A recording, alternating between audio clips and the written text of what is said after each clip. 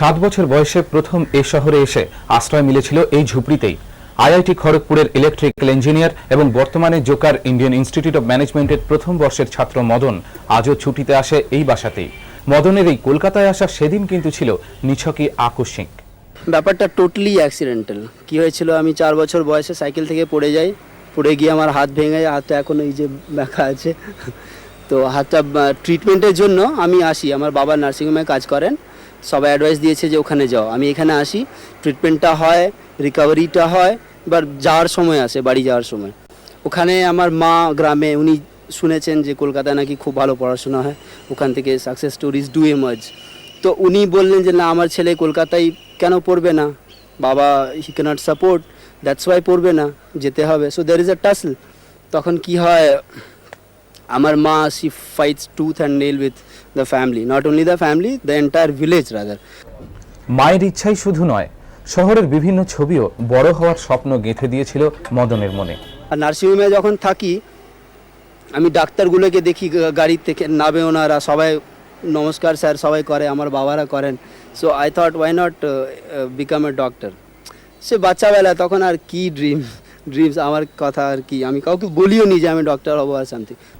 মদনের বাবা মোহন কুমার কান্তি হাজরা ল কলেজের উল্টো দিকে একটি ছোট্ট পানের দোকান চালান।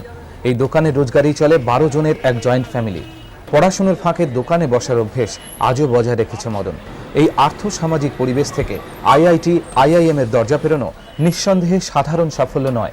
বাট টেরিফিক রেজাল্ট হয় না সকালে, ইনিশিয়ালি আই মিন স্টার্টে।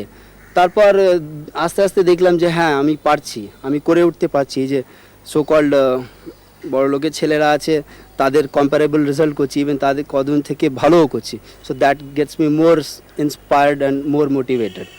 যেটার লড়াইতে পেছিয়ে নেই মদনের ভাই শ্রাবণও। বর্তমানে শ্রাবণ মেডিকেল কলেজের সেকেন্ড ইয়ারের ছাত্র। আমি এটা ভাবলাম যখন দাদা করতে পেরেছে, আমিও কিছু করতে পারবো নিশ্চয়ই। তো সেটা মেন জিনিস, মানে কনফিডেন্ট বহুত বেশি হয়ে গেল দাদাকে দেখে। শ্রাবণ যখন ক্লাস 7-এ, তখনই কেটে দেওয়া হয় তাদের বাড়ির বিদ্যুৎ সংযোগ।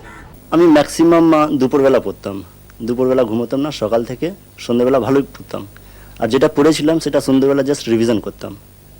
দাদা আইআইটি থেকে পাশ করা ইঞ্জিনিয়ার, অথচ ইঞ্জিনিয়ারিং টানেনি শ্রাবণকে। আমার মা সবসময় বলতেন যে ডাক্তার থাকা একটা উচিত।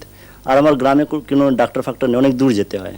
তো সেখানে আমি ভেবেছিলাম যে ডাক্তার হয়ে গ্রামে যদি থাকি তবে লোককে বহুত সুবিধে হবে।